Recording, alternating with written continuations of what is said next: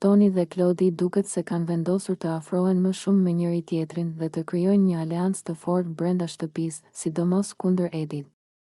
Të dy mendojnë se Edi është një lojtar i fortë dhe i rrezikshëm për strategjitë e tyre, prandaj vendimi për t'u bashkuar u duk sikur erdhi natyrshëm.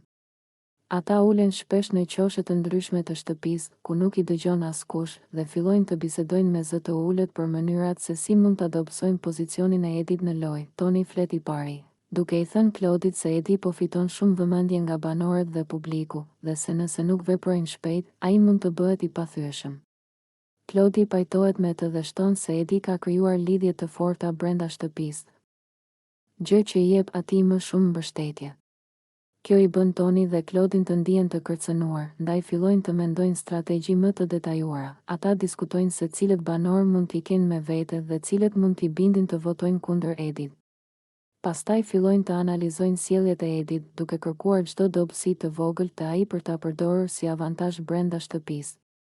Të dy duken të vendosur dhe të bindur se aleanca e tyre është e nevojshme për të qëndruar më gjatë në lojë. Ndërkohë, Toni dhe Klodi gjithnjë më shumë shfaqen bashkë, qoftë duke biseduar, duke bërë plane, apo duke u sjellë si dy lojtarë që kanë një objektiv të përbashkët.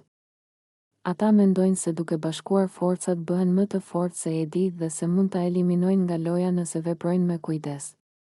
Situata po tensionohet dita ditës, sepse duket qartë se tani në shtëpi po formohen fronte të reja dhe lufta strategjike sapo ka filluar.